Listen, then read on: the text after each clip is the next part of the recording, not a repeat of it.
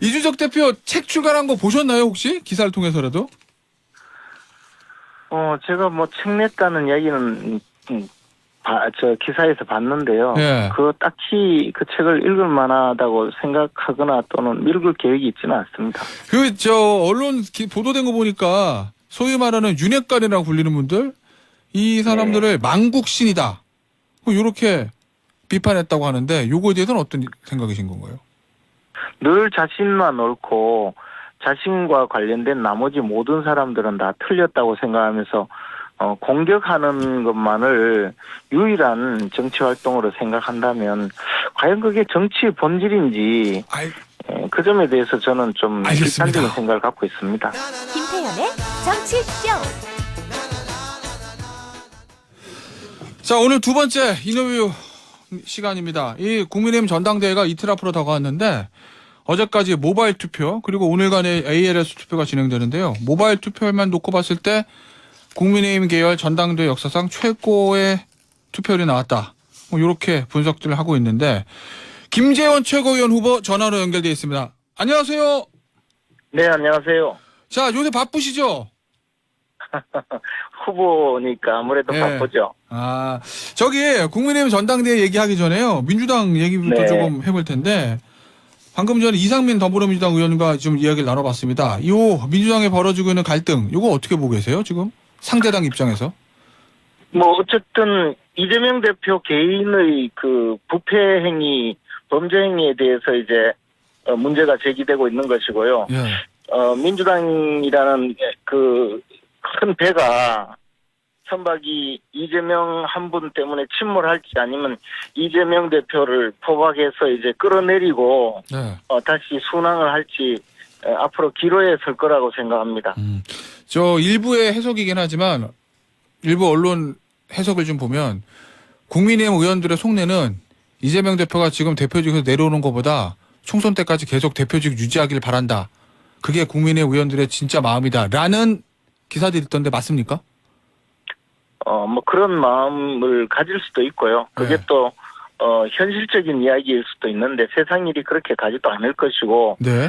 그렇다면 거꾸로 입장을 바꿔놓으면 민주당이 그렇게 민주당 자체가 침몰하는 상황을 그냥 앉아서 구경만 할 리도 없는 것이고요. 예. 이 문제는 어쨌든지 비교적 빠른 시간 내에 해결이 되리라고 봅니다. 이재명 대표가 대표직에서 물러나든 아니면 법원에서 구속영장을 발부해서 인신구속을 해서 끝장을 내든 어떤 형태로든 총선 훨씬 전에 결론이 날 것이기 때문에 예.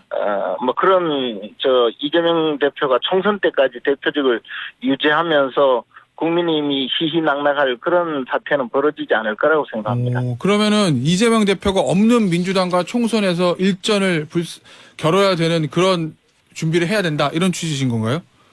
뭐 현실적으로 그렇게 갈 수밖에 없다고 봅니다. 예. 그리고 민주당도 아주 오래된 그 우리나라 정당이거든요. 그리고 역사도 오래되었을 뿐만 아니라 스스로 복원력이 강한 정당이기 때문에 자기들의 생존의 길을 모색할 것이고, 그렇다면 현재처럼 총선에 임할 가능성은 저는 없다고 봅니다. 알겠습니다.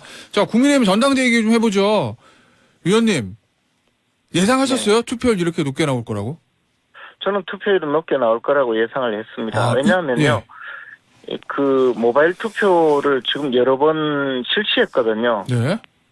그래서 많은 분들이 이 모바일 투표를 학습하게 되었고요. 이게 과거의 다른 투표보다는 유권자들에게 좀 더 편의성을 높였기 때문에 투표율이 점점 높아지고 있는 것도 현실적인 어떤 진행 방향인 것으로 생각이 되고요. 네. 젊은 층에서 모바일 투표를 잘한다고 하지만 사실 노령층에서도 이 모바일 투표 방식을 많이 학습을 한 그런 지금 경향 때문이라고 생각을 합니다. 이 높은 투표를 두고 당대표 후보들 간의 해석이 각각이잖아요. 본인들한테 유리하게. 뭐 김기현 후보 네. 같은 경우에는 윤석열 대통령한테 힘을 실어주는 당심이 모아졌다, 이런 얘기고, 안철수 후보하고 천하람 후보 같은 경우에는 분노 투표다, 뭐 이렇게 해석을 하던데, 우리 위원님은 어느 쪽에 맞다고 보시나요?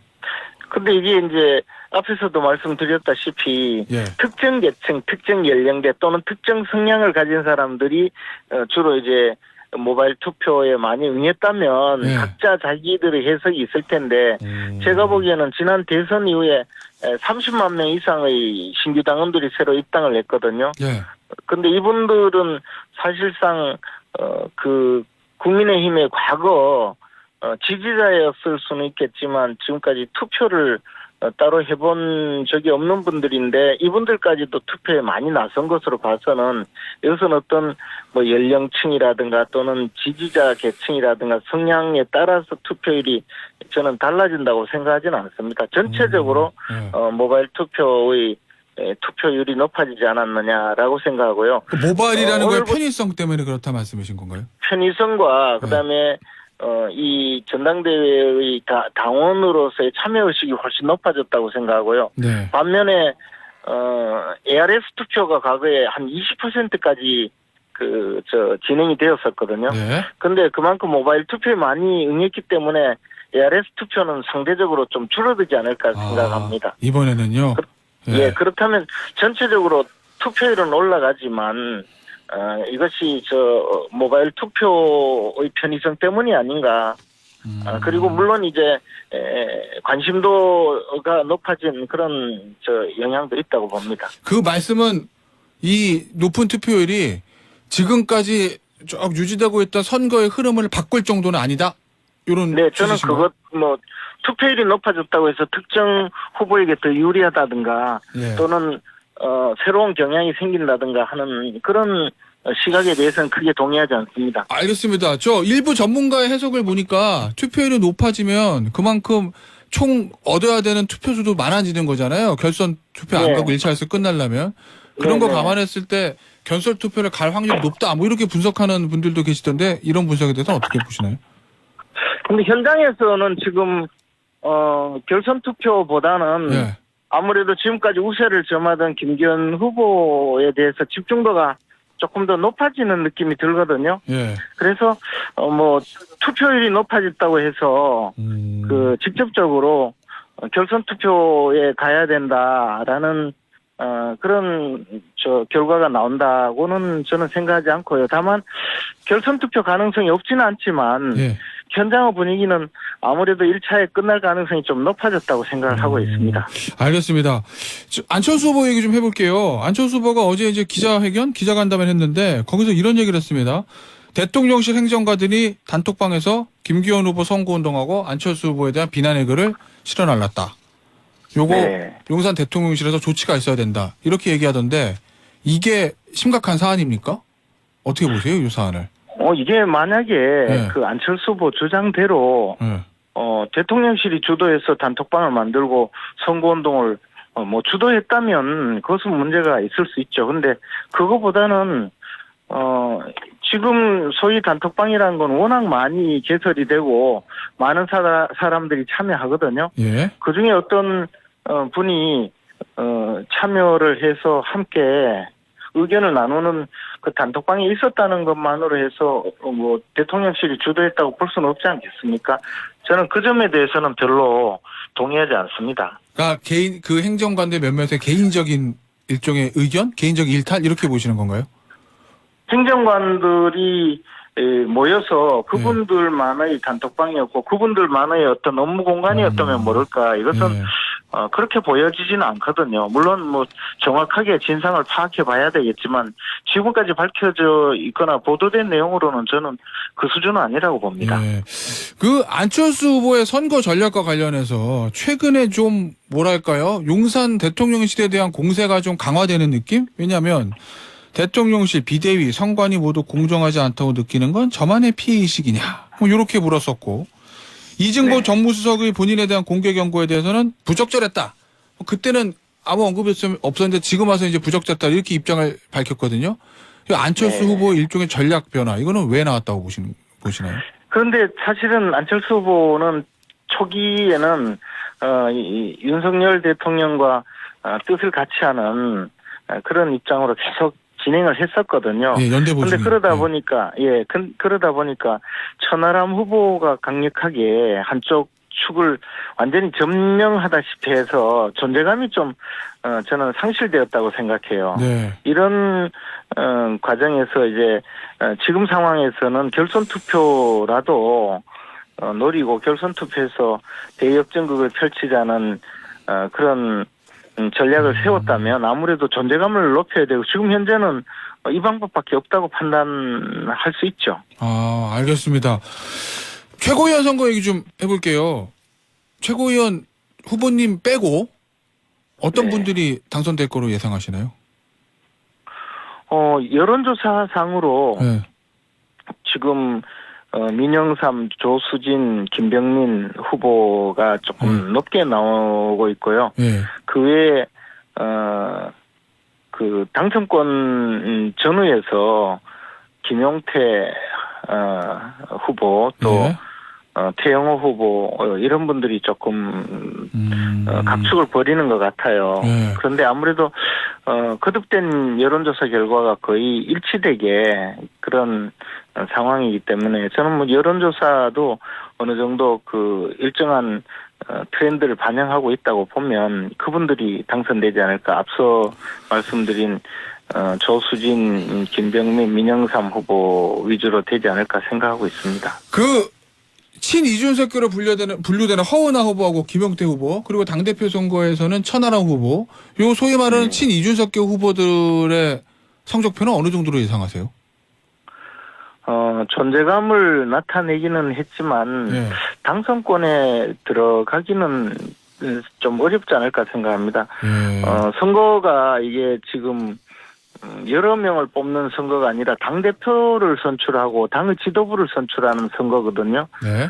그렇다면 예를 들어 300명의 국회의원을 선출한다면 각계각층의 이익을 대변하고 의사를 반영하기 위해서 좀 독특한 후보를 선택할 수 있는데 당원들 입장에서 당의 지도부를 선택하는데 아주 이질적인 사람이 그 등장해서 그 주목을 받았다고 해서 직접 선택할 가능성은 그렇게 높지 않다고 봅니다. 지금 보여주는 그분들의 태도는 글쎄 좀 지도부를 구성하기에는 좀 어려운 그런 모습이 아닌가 생각을 합니다. 그러면 위원님 보시기에 친이준석계 후보들이 좋은 성적을 내지 않으면 거기에 따라서 이거를 진두지휘하고 기획했던 이준석 전 대표도 정치적 미래가 불투명하다 뭐 이렇게 보시는 건가요? 원래 그랬었죠. 원래 그랬습니까? 예. 네. 아, 알겠습니다. 이준석 대표 책 출간한 거 보셨나요, 혹시? 기사를 통해서라도?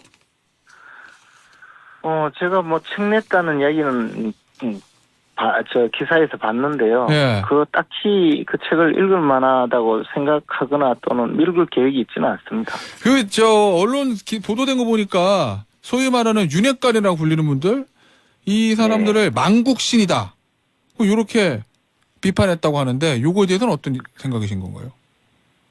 글쎄 뭐 이준석 전 대표 개인적인 생각이야 이런저런 이야기가 있겠지만 저는 이제는 이준석 전 대표도 조금 스스로를 한번 돌이켜 보는 것도 필요하다고 봐요.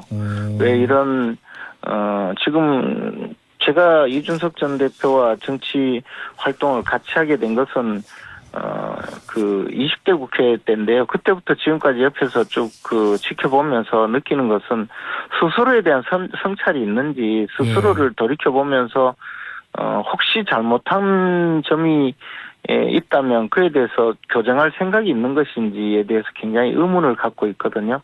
늘 자신만 옳고 자신과 관련된 나머지 모든 사람들은 다 틀렸다고 생각하면서 공격하는 것만을 유일한 정치 활동으로 생각한다면 과연 그게 정치의 본질인지 그 점에 대해서 저는 좀 비판적인 생각을 갖고 있습니다. 자, 시간 관계상 여기서 마무리할게요, 위원님. 지금까지 국민의힘의 최고위원 후보이신 김재원 위원이었습니다. 감사합니다.